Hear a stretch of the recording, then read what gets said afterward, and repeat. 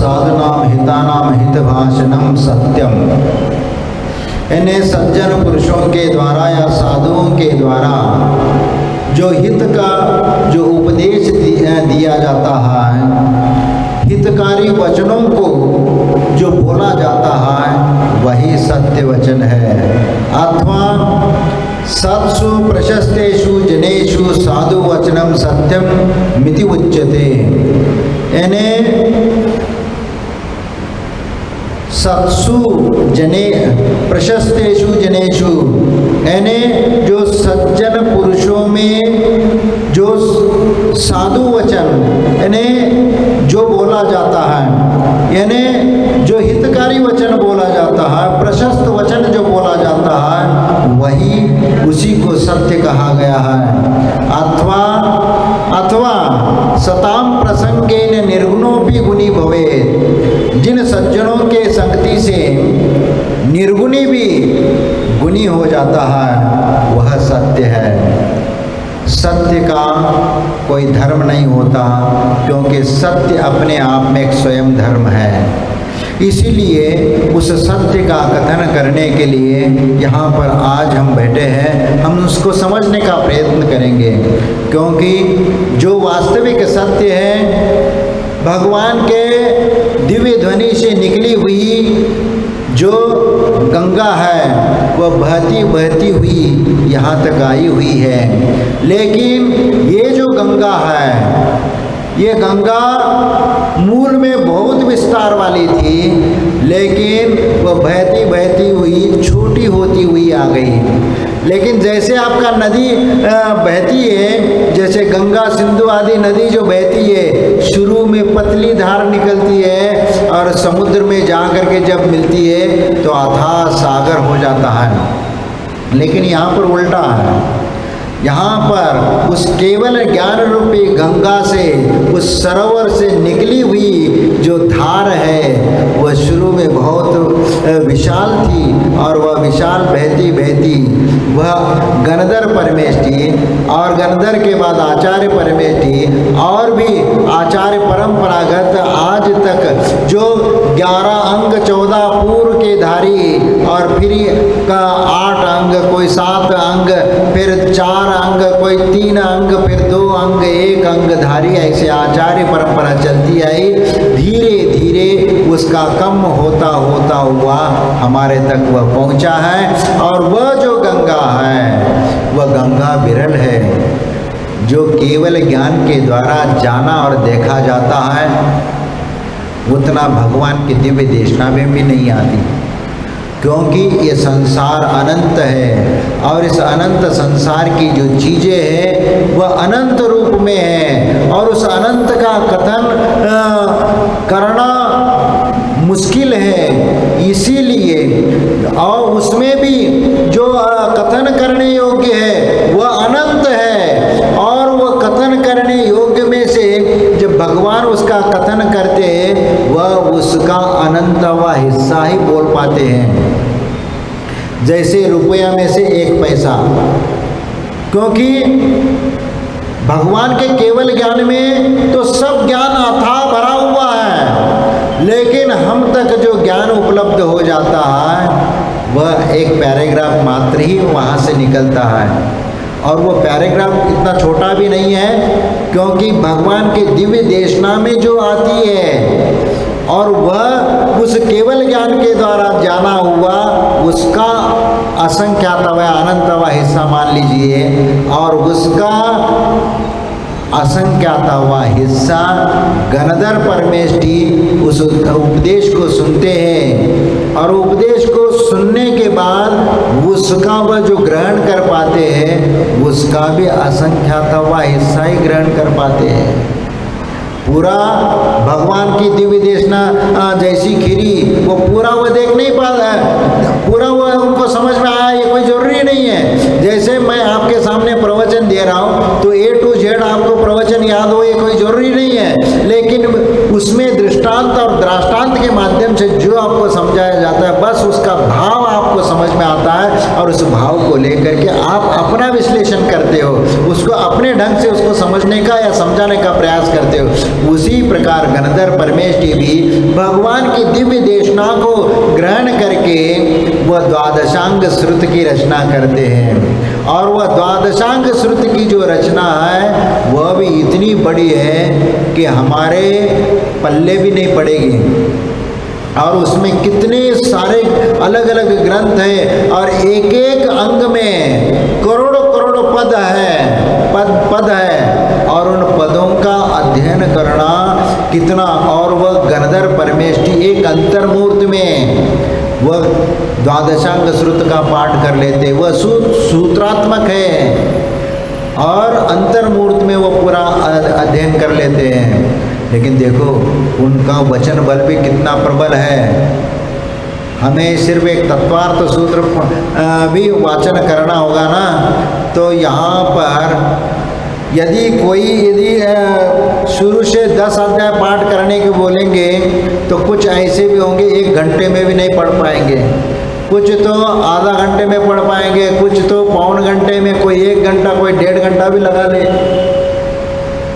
क्योंकि उसकी अपनी क्षमता होती है बोलने की और उसको स्पष्ट उच्चारण करने की।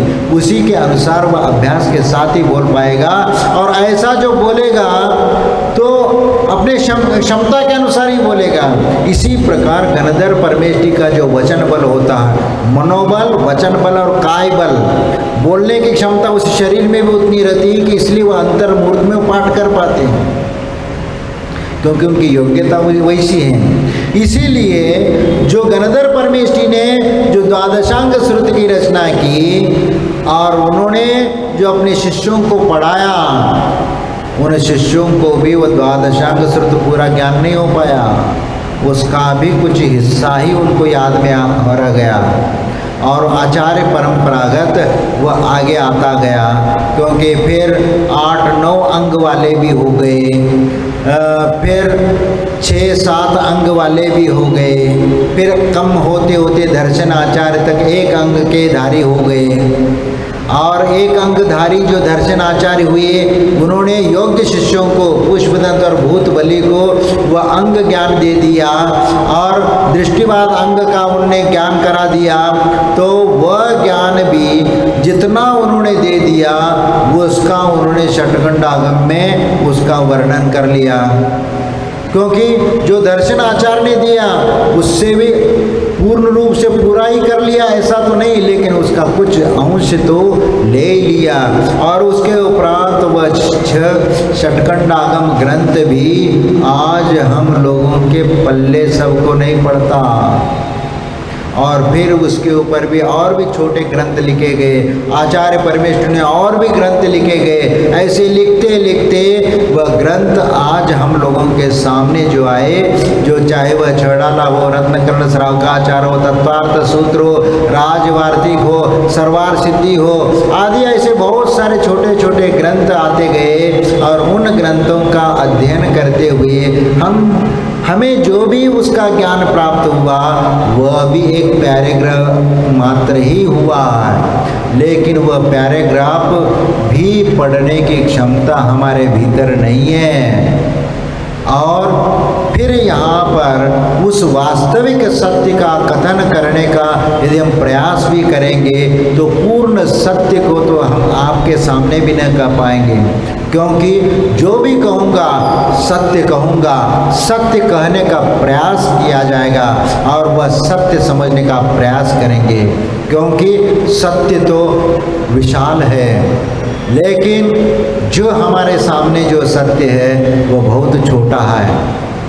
जितना भी है वह आगम प्रमाणित है, वह छोटा ही है, लेकिन वह सत्य है। उस सत्य का कहने का हम प्रयास करेंगे, हो सकता है उसमें त्रुटियां हो सकती है, लेकिन हम पूर्ण सत्य को तो नहीं कह पाएंगे। लेकिन जितना सत्य आया हुआ है परंपरा से, दिव्य ध्वनि से झरती हुई आई है और गंगा जो बहती हुई आई है, और हमें जितना मिली है उसी में से थोड़ा सा पानी पिलाने का हम प्रयास करेंगे और उसको उस पानी का पान करके आप अपने जीवन में कुछ खुशी के, कुछ आनंद के अनुभूति कर लेना, और इसी के माध्यम से आपकी ज़िंदगी में भी चार चांद लग जाएंगे और तुम्हारा आत्मा का भी उद्धार हो जाएगा।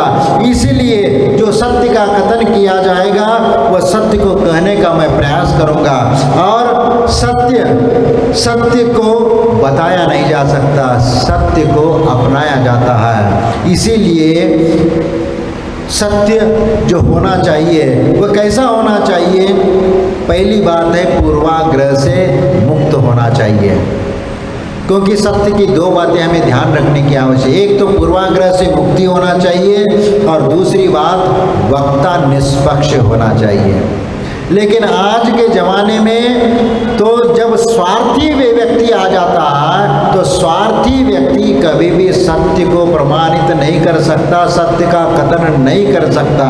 जब स्वार्थ से प्रेरित व्यक्ति होगा, सत्य को छुपाने का प्रयत्न किया जाएगा। लेकिन आजकल कोर्ट में जा करके, न्यायालय में जा करके आप सत्य का बखान करने का आप शपथ ले लेते हो, और लेकिन वहाँ काला कोट पहन करके सफेद झूठ बोलते हैं। वहाँ आप शपथ लेते हैं उस ग्रंथ का, उस शास्त्र का, जो अपने लिए उसकी महत्ता है, चाहे वह कुरान हो, चाहे गीता हो, चाहे और भी जो धार्मिक ग्रंथ है, उन ग्रंथों की शपथ लेकर के हम वहाँ पर वचन कहते हैं। लेकिन क्या हम उस पूर्ण सत्य का कथन कर पाते हैं? वह सत्य जैसा आभास होता है, लेकिन वह सत्य नहीं होता। लेकिन हम उस सत्य को तोड़ मरोड़ करके प्रस्तुत करने का प्रयत्न करते हैं न्यायालयों में, क्योंकि वह न्यायालयों में जो सत्य का कथन किया जाता है वह सिर्फ अपने स्वार्थ की सिद्धि के लिए वह कथन किया जाता है। लेकिन वह न्यायालय में जो सत्य के रूप में कहा जाता है वह सत्याभास मात्र हो सकता है। लेकिन हमेशा ये ध्यान रखा जाना चाहिए कि सत्य को कभी दंड नहीं होना चाहिए। जो असत्य है उसी को दंड होना चाहिए। न्यायालय इस बार वह ध्यान रखता है, लेकिन फिर भी कुछ ऐसी बातें होती है कि वह सत्य जानते हुए भी वह न्यायालय सत्य का कथन नहीं कर पाता। इसीलिए वह न्यायालय के द्वारा जो सत्य कथन किया जाता है वह पूर्ण सत्य नहीं हो सकता, वह भी एक सत्याभास हो सकता है। इसीलिए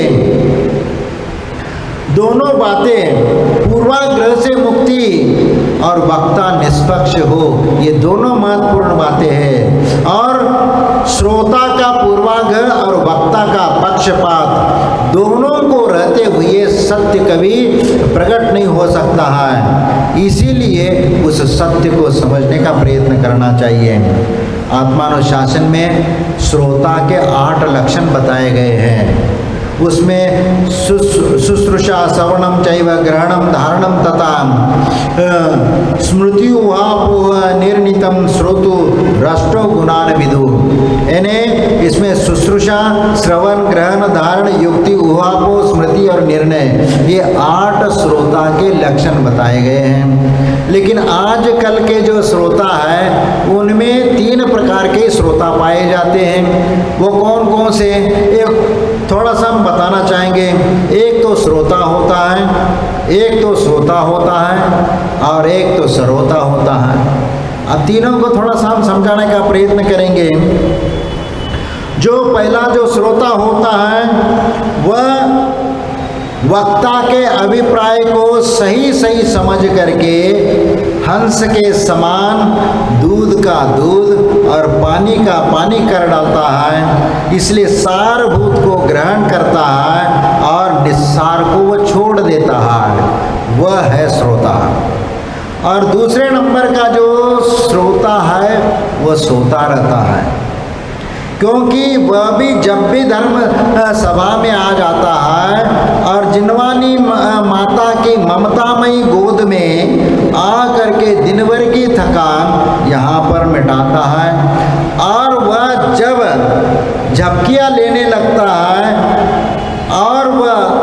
अपनी निद्रा की गोद में सो जाता है, अब उस ममतामयी गोद में स्वप्न लोक में पहुंच जाता है।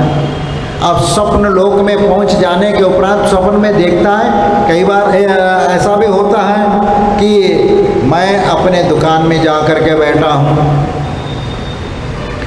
और कोई ग्राहक आ गया, क्योंकि ज़्यादातर सपने तो ऐसे व्यक्तियों को उसी के पड़ते हैं जो मैं दुकान में बैठा हूँ और पैसे का लेन देन हो रहा है और हमें अच्छा कमाई हो रही है, इसी प्रकार के स्वप्न उसको ज़्यादातर आते हैं। और वह दुकान में बैठ करके ग्राहक आ गया और वह एक लंक लाट का कपड़ा मांग लेता है कि भैया ये कपड़ा एक इतना मीटर दे देना, तो वो बोला, दिखा दिया, अरे बहुत अच्छा है, बहुत अच्छी चीज़ है भाई, कितने रुपए मीटर है भाई? ये तो 150 रुपये मीटर है भाई, इसको थोड़ा सा और कम कर लो। कितना कम कर सकते हैं भाई? इसको ज़्यादा तो कम नहीं कर सकते, हाँ, लेकिन ये 125 रुपये में दे देंगे।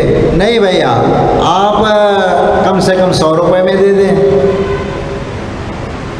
वो कहता है कि चलो भाई 100 रुपये का ही दे देते हैं, फिर भी उसमें उसको फ़ायदा है, 50 रुपये कम करने के उपरांत भी उसको फ़ायदा है। इसीलिए वह 1 मीटर का नाप लेता है और नाप ले करके उसको, जैसे ही वह स्वप्न में सामने वाला बैठे हुए व्यक्ति का कुर्ता पकड़ करके से फाड़ देता है, क्योंकि दुकान में वो बैठा है, नाप लेकर के फाड़ रहा है, लेकिन वह स्वप्न में ही वह सामने वाले का कुर्ता पकड़ करके फाड़ देता है।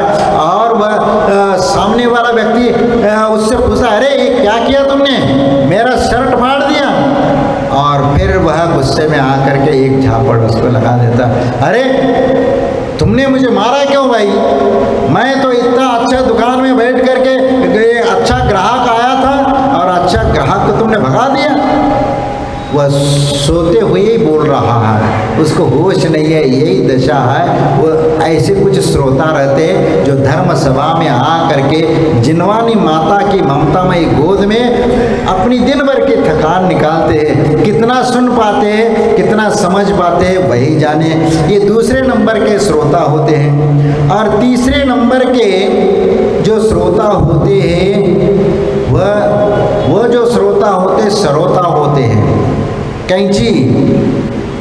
कैंची जैसे काटने वाले होते हैं, वक्ता की पूरी बात सुने बिना ही उसको कतर बतर कर देते हैं।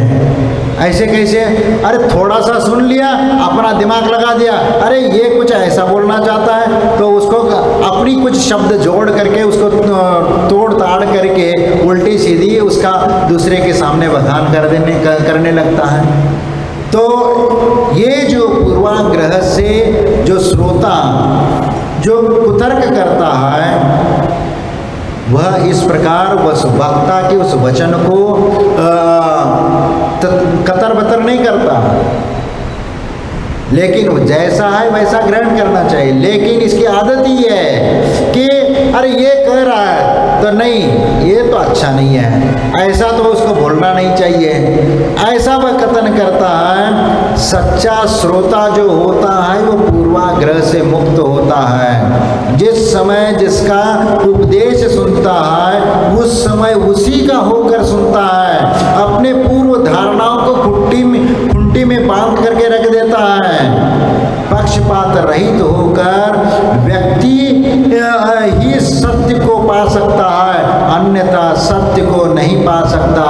पक्षपाती यदि दूर से ही वह प्रवचन सुने और वह कह देता है कि अरे इसको बोलना नहीं आता ढंग से, जो सही बोल रहा है गलत बोल रहा है, नहीं, वह अपने अनुसार सत्य सुनना चाहता है, लेकिन सामने वाला जो वास्तविक सत्य है वह सत्य का कथन करता है, लेकिन यह उस प्रकार सुनना नहीं चाहता।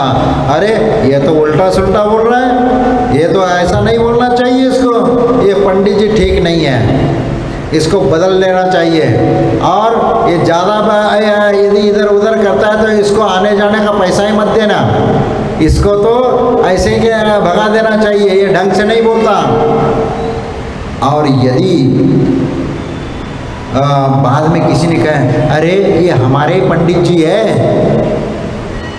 हमारे पंडित जी बोल रहे तुम ऐसा मत बोलो, धीरे से उसको हाँ यदि अपने पंडित जी है तो फिर ठीक है, कोई बात नहीं, कोई बात नहीं। ये होता है पक्षपाती। अपना पंडित हो तो ठीक है, दूसरा हो तो पक्षपाती। यानी पक्षपात का व्यवहार हमारे भीतर यदि आता है तो वह श्रोता नहीं होता है, वह श्रोता होता है। इसीलिए ऐसे व्यक्ति के द्वारा कभी समग्र सत्य का कथन नहीं हो सकता, क्योंकि वह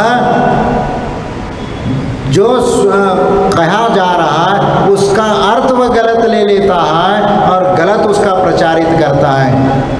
कई बार होते हैं ऐसे श्रावक जो जिस प्रकार यदि कथन करते हैं, अहिंसा का धर्म कथन करते हैं, तो अहिंसा परमो धर्म है कहेंगे कि दूसरा यही कहेगा भैया अहिंसा परमो धर्म नहीं भाई, हिंसा परमो धर्म। अरे यहाँ तो ऐसा नहीं कहा। आप लोगों को एक कहानी मालूम होगी, वह नारद पर्वत और वसु राजा के, वसु राजा और उसमें नारद जो था पर्वत के पास जब मिलने गया, क्योंकि बचपन के दोस्त थे, तो उनको कहा कि भाई हवन जो करना होता है 3 साल जो पुराने धान होते उसका हवन करना चाहिए, क्योंकि अज का अर्थ पुराने 3 साल का अजय अष्टव्यम, यानी उसका अर्थ ये है कि ये जो 3 वर्ष पुराना धान है जो जमीन पे बोने के उपरांत भी उग करके नहीं आता, उसका हवन करना चाहिए। लेकिन पर्वत ने कहा कि नहीं, आज का अर्थ बकरा होता है, इसलिए बकरे का हवन करना चाहिए। तो ये हो गया असत्य वचन, गुरु ने जो बोला था। दोनों उस गुरु के ही शिष्य थे, लेकिन एक बोलता है पुराने धान के ही हवन करना चाहिए और एक कहता है बकरे का हवन करना चाहिए। तो ये विपरीत हो गई, क्योंकि उन्होंने अपने गुरु के वचन को ततुरबतर करके उन्होंने उसका गलत अर्थ निकाल लिया उस शब्द का। इसीलिए यह पक्षपाती जो होता है, जो वास्तविक अभिप्राय न समझ करके गलत अर्थ निकलता है, लेकिन जो सही श्रोता हंस के समान होता है, वह जैसा है वैसा ही ग्रहण करके उसका कथन करता है। इसलिए सत्य अपने जीवन में सत्य के रूप में कथन करना चाहिए। जो सत्य है वह निर्मल है, जो उसको सिद्ध नहीं किया जा सकता। इसलिए सत्य के ऊपर हमें विश्वास करके ही चलना होता है। और इसीलिए आप जब भी किसी के साथ खड़े हो तो सत्य के पक्ष में खड़ा होना चाहिए। यदि पक्षपात पूर्वक यदि आप किसी के साथ खड़े होते हैं या स्वार्थवश किसी दूसरे का पक्ष लेते हैं, असत्य का पक्ष लेते हैं, तो इस दुनिया में तुम्हारे लिए बचाने वाला कोई नहीं है फिर। क्योंकि असत्य के आश्रय से धर्म को दूषित करने वाला व्यक्ति कभी भी अपना आत्मा का उद्धार नहीं कर सकता। इसीलिए गलत व्यक्ति के साथ रह करके गलत व्यक्ति का समर्थन करना ये महापाप है। इसीलिए कभी भी गलत व्यक्ति का साथ नहीं देना चाहिए। और गलत है तो गलत, सही तो सही, भले ही उसमें हमें स्वयं का नुकसान भी होता हो तो कोई बात नहीं, लेकिन गलत को गलत कहेंगे, इतना सामर्थ्य हमारे भीतर होना चाहिए। नहीं है तो क्या होता है कि जैसे यदि कोई आपने अपराध किया, कोई पाप किया या चोरी की और पुलिस ने आपको पकड़ लिया और कोर्ट में पेश कर लिया और आपने तो वकील को पकड़ लिया। एक वकील कहता तुम झूठ बोल रहे हो, लेकिन वो कहता है कि नहीं हमारा क्लाइंट तो सही बोल रहा है। सही कौन गलत कौन? तुमने चोरी की क्या नहीं की? जो चोर जिसको ला करके खड़ा किया है कटघरे में, तो वह कहता है चोरी किया है, लेकिन वह भाई बाहर में वो प्रकट नहीं करता, नहीं मैंने चोरी नहीं की। चोरी का सामान छुपा करके रखा है, वह किसी को पकड़ में नहीं आएगा, इसलिए वह कहता है कि मैंने चोरी नहीं की। यही तो यहाँ पर स्वार्थवश, और जो वकील इनके पक्ष में खड़ा होता है उनको पैसा मिल जाता है तो उसका स्वार्थ सिद्ध हो जाता है, तो वह उस गलत व्यक्ति को बचाने के लिए कोर्ट में दूसरे वकील के साथ वह लड़ता है, क्योंकि दूसरा जो वकील है वह भी सत्य का पक्ष लेकर के लड़ता है और एक असत्य का पक्ष लेकर के लड़ रहा है। दोनों लड़ रहे हैं, लेकिन कभी वह सत्य कहने वाला यदि मान लीजिए उसके सामने भी यदि झूठा पक्ष आया है तो वह भी उसी का पक्ष के अनुसार कथन करेगा, लेकिन वहाँ सत्य का परिचय नहीं हो पाएगा। इसीलिए सत्य जो है वह निस्वार्थ होना चाहिए, पक्षपात रहित होना चाहिए, वहीं पर वह सत्य का कथन किया जाता है। क्योंकि यदि पूर्वाग्रह से ग्रसित, यदि पूर्वाग्रह से व्यक्ति जो ग्रसित है वह व्यक्ति कभी सत्य का कथन नहीं करता। इसलिए सत्य के अभिप्राय को प्रमुखता से देना चाहिए। जो लोग सत्य के पक्ष में है क्या नहीं है, इस अभिप्राय को प्रमुखता देना चाहिए। यदि वह सत्य के पक्ष में नहीं है तो आपको उसी प्रकार उसका कथन करना चाहिए। इसलिए तीर्थंकर के मुख कमल से जो ज्ञान की धारा बहती हुई आई है वह अपने आप में एक उज्जवल पवित्र निर्मल दूध के समान है, लेकिन जब वह आजकल के वक्ताओं के वचनों के स्पर्श करती है तो वह दूषित और अपवित्र हो जाती है। जिस प्रकार नगर का नाले का पानी, गंदा पानी जब समुद्र में या नदी में मिल जाता है तो नदी के पानी को भी वो दूषित कर लेता है, उसी प्रकार आज करके वक्ताओं के मुख से जब वह भगवान की दिव्य देशना आती है, उसके मुख से स्पर्श हो जाती है और जो वक्ता है उसका कथन करना शुरू कर देता है। मूल सूत्र अलग है, लेकिन अपनी व्याख्या टीका उसमें लिखना शुरू कर देता है और वह कहाँ से कहाँ ले जाता है। जो मूल स्वरूप को भूल करके वह असत्य की ओर चल जाने लगता है और असत्य का कथन करने लगता है। इसीलिए वह उसका वचन कभी सत्य नहीं हो सकता, क्योंकि एकांतवादी होकर के वह सत्य का कथन कभी नहीं कर सकता। क्योंकि आज चारों तरफ एकांतवाद का बोलबाला है। आत्मा को सर्वथा शुद्ध मानकर आजकल तथाकथित कुछ मुमुक्षु जन भोग भोगते हुए भी कपड़ों में मोक्ष प्राप्त करना चाहते हैं। यही तो वो बात है। वह गृहस्थ अवस्था में भी शुद्धोपयोग उनको प्राप्त होने लग गया। ये विपरीत बात जब आपके सामने आएगी आप भी भ्रमित हो जाओगे, क्योंकि वह जब कथन ऐसे करते हैं तर्क के माध्यम से आपको समझाने का प्रयास करेंगे और कुछ साधुओं से जो गलतियां हुई हो ऐसे उदाहरण प्रस्तुत करके उसको सिद्ध करने का प्रयत्न करते हैं और इस प्रकार व्यक्ति भ्रमित हो करके अज्ञानी है, वह उतना ज्ञान नहीं है, समझ नहीं है और वह भ्रमित हो करके मिथ्या मार्ग को स्वीकार कर लेता है और वह इस संसार में पतित हो जाता है। इसीलिए ऐसे एकांतवाद को कथन करने वाले लोग जो होते हैं देव को मानते हैं लेकिन गुरु को नहीं मानेंगे, शास्त्र को मानेंगे तो शास्त्र के अनुसार चलेंगे। कुछ ऐसे भी है देव को नहीं मानेंगे, गुरु को मानेंगे और शास्त्र को मानेंगे। ऐसे विचित्र इस संसार में प्राणी है जो सत्य के वास्तविक कथन को समझने का प्रयत्न नहीं करते। इसीलिए हमारे आचार्य कहते हैं कि देखो, एकांत को छोड़ो और अनेकांत के आश्रय में आप अपनी उपासना करना शुरू करिए, निश्चित तुम्हारे लिए वहाँ पर शांति मिलेगी। सत्य का वास्तविक पहचान तुम्हें हो जाएगी। क्योंकि किसी भी वस्तु का कथन करना होता है तो अनेकांत के माध्यम से जब वस्तु का कथन होता है तब वहाँ पर आपको समझ में आता है कि वास्तव में अनेक अंत स्वभाव यस्मिन् स अनेकांत।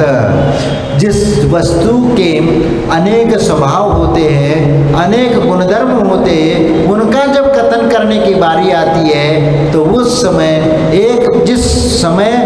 जिसका कथन करते उस समय उसका दूसरा धर्म उसका कथन नहीं हो पाता।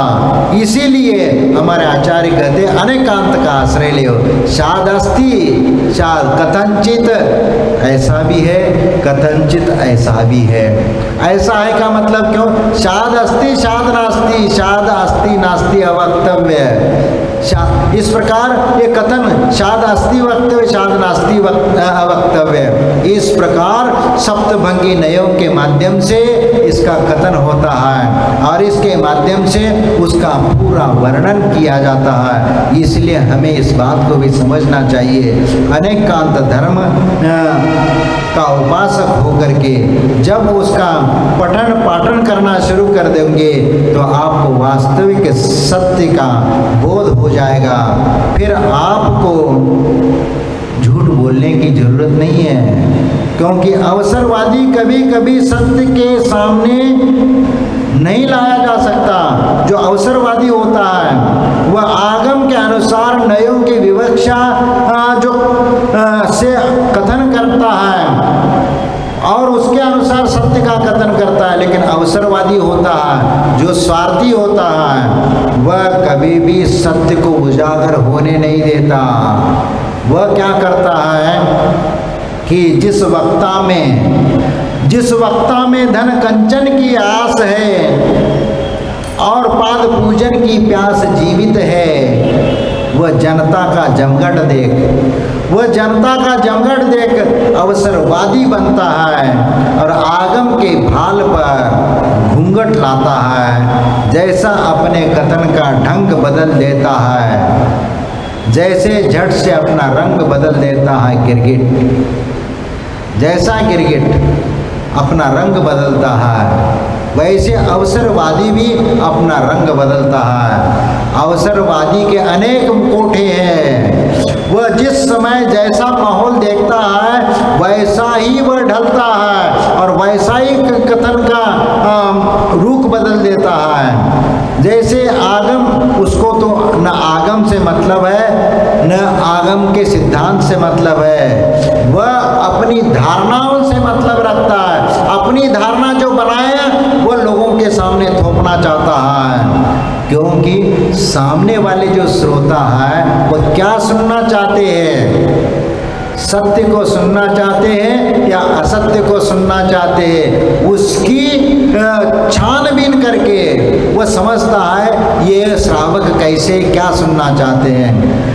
जो श्रावक सिर्फ गृहस्थ अवस्था में शुद्धोपयोग पाना चाहते हैं, ध्यान की सिद्धि प्राप्त करना चाहते हैं और आत्मा का कल्याण चाहते हो, ऐसा व्यक्ति तो वही चाहेगा ना। इसीलिए वह श्रोता के अनुसार वो बोलना शुरू कर देता है और श्रोता को यदि मैं अपने आगम का सिद्धांत यदि थोपूंगा तो बहुत बड़ी कष्ट होगा, क्योंकि यदि मैं सामने बैठा हुआ जो श्रोता है वह श्रोता अपने अनुसार वो उपदेश सुनना चाहता है और उसके अनुसार यदि उपदेश नहीं सुना जाएगा तो एक ये पंडित ढंग से नहीं बोल रहा है, ढंग से उपदेश नहीं दे रहा है, जैसा हमें चाहिए वैसा बोल नहीं रहा। अब इसका टिकट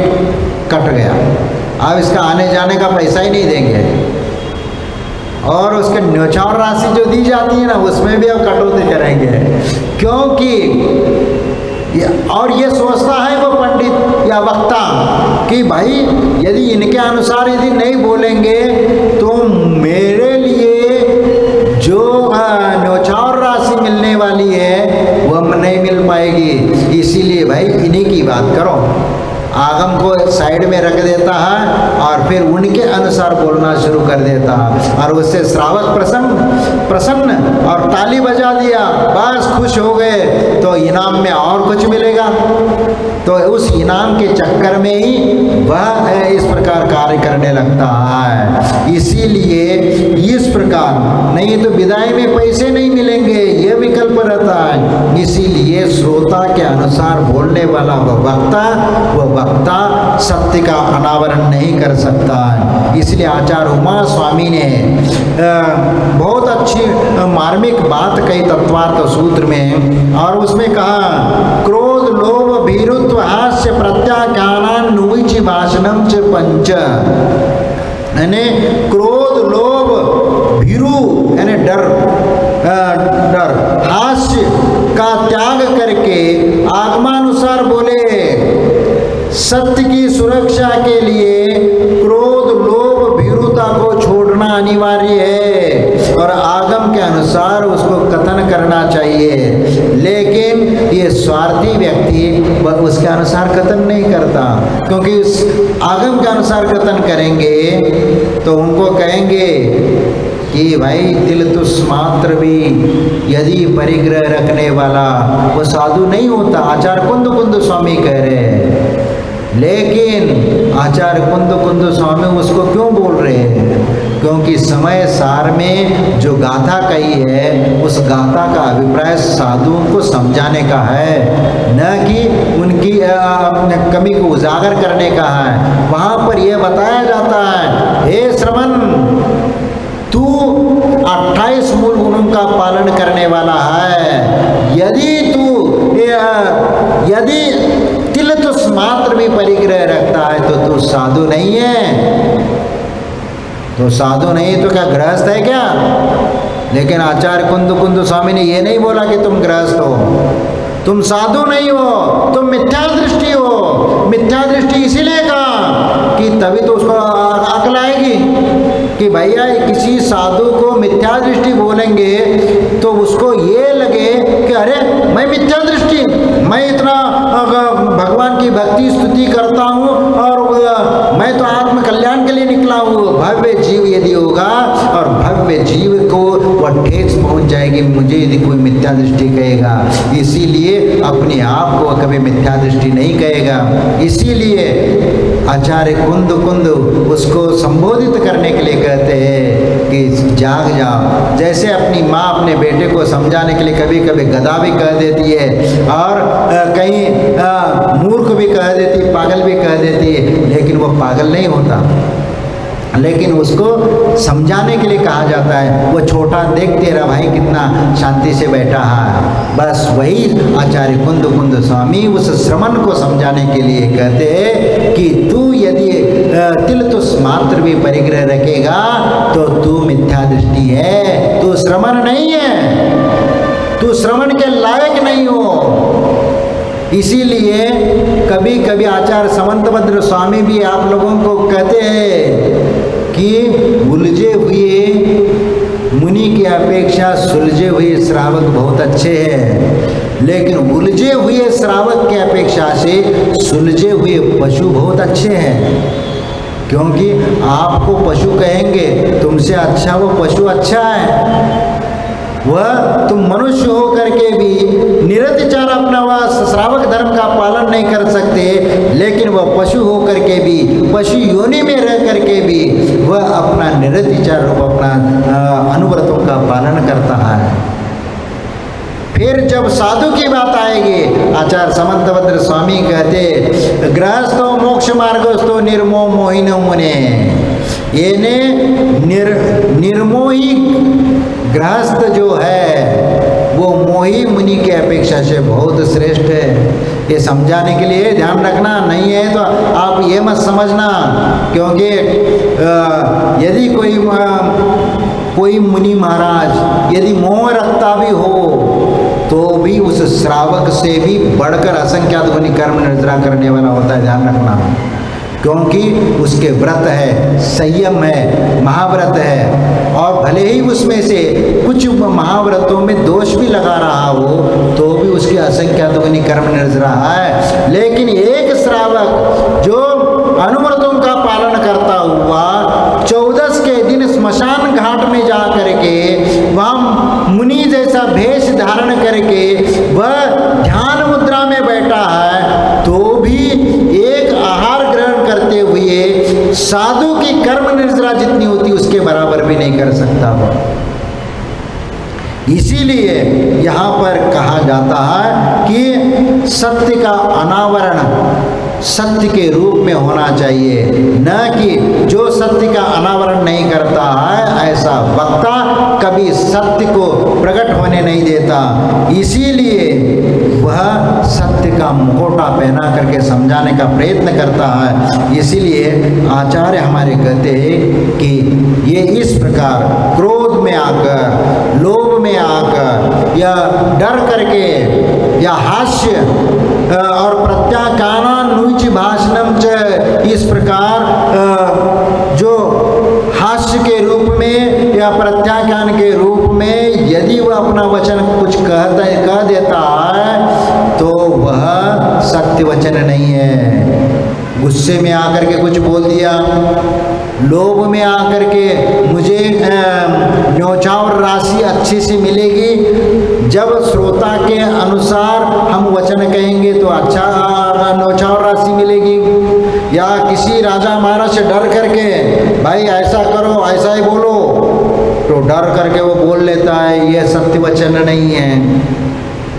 और मजाक में कुछ झूठ बोल दिया या इस प्रकार, ये सब इस प्रकार का कहना यह सत्य वचन नहीं हो सकता।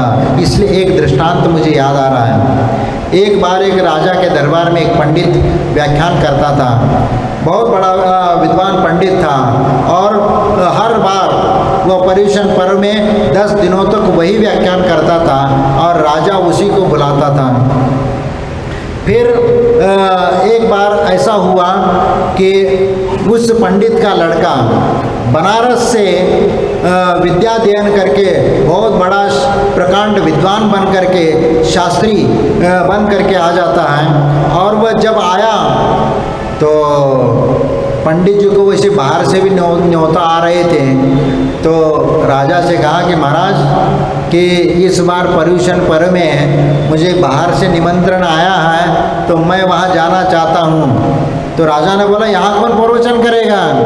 अरे यहाँ प्रवचन करने के लिए मेरा लड़का अभी अभी बनारस से प्रकांड विद्वत्ता प्राप्त करके आया हुआ है और नई पीढ़ी का है, तो वह नई नई बातें आपके सामने बताएगा और उपदेश देगा, तो 10 दिन आपके बहुत अच्छे से निकल जाएंगे। तो उन्होंने कहा कि अच्छा बात है। राजा ने सोचा कि कुछ नई बातें सीखने को मिलेगी, तो ठीक है, उनने अनुमति दे दी। और पर्युषण पर्व के दिन वो दूसरी जगह व्याख्यान करने के लिए गया, और उसके उपरांत वो जो बेटा था नए नए पंडिताई करने के लिए यहाँ पर आया था, और वह राज दरबार में पहुँचा और राजा के सामने जहाँ पर शास्त्र स्वाध्याय होता था वहाँ जाकर गद्दी पर बैठ जाता है और वहाँ स्वाध्याय शुरू हो जाता है। और राजा भी बैठा है और भी लोग बैठे हुए हैं, मंत्री संतरी वगैरह भी बैठे हैं, और अच्छे से प्रवचन उनने शुरू कर दिया।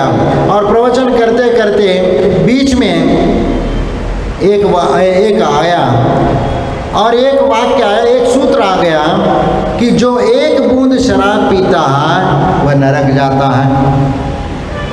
अब उसने उसका विश्लेषण दोबारा बोल दिया कि एक बूंद जो शराब पीता है वह नरक जाता है। राजा ने बोला क्या बोला? महाराज इसमें इस ग्रंथ में ये सूत्र आया है कि एक बूंद भी शराब पीता है वह नरक जाता है। अरे अच्छे से पढ़ो, थोड़ा ढंग से पढ़ो। और क्या किस ढंग से कहा है? महाराज वही कहा है जो मैं बोल रहा हूँ, अच्छे से पढ़ो। हाँ महाराज मैं अच्छे से पढ़ रहा हूँ, बिल्कुल जैसा लिखा हुआ सूत्र है वैसा ही मैं पढ़ रहा हूँ कि इसमें एक अक्षर भी इधर का उधर मैंने नहीं किया। जो एक बूंद शराब पीता है वह सीधा नरक जाता है। अरे क्या बोल रहा है ये बताओ। यदि मैं शराब पीता हूँ तो इसका मतलब क्या? महाराज यदि आप शराब पीते हैं तो आप निश्चित नरक जाएंगे। क्या बोला? मैं नरक जाऊंगा? हाँ महाराज, आप यदि शराब पीते हैं तो आप नरक जाएंगे। अच्छा, अभी दिखाता हूँ। मैं नरक जब जाना होगा मैं तब चला जाऊंगा। पहला तुम्हें अभी नरक का मजा सिखाता हूँ। अब उनको बंदी बना करके काल कोठड़ी में बंद कर दिया और मुफ्त की मच्छर की सेवा भी वहाँ मिल रही थी। और वह रात भर मच्छर काटते रहे और खाने के लिए उबली उबली सब्जी और सूखी रोटी बस, और 1-2 रोटी मिलते 8-10 दिन तक। तो उसको जेल में डाल दिया गया और उसमें वो परेशान होता रहा। वह किसी प्रकार के उस राजा ने उसके ऊपर क्षमा नहीं की। फिर 10 दिन बाद उनके पिताजी आ गए। उनको मालूम पड़ा कि ऐसे ऐसे हुआ। तो बेटे ने कुछ प्रवचन में कुछ बोला तो राजा ने उसको काल कोठड़ी में डाल दिया।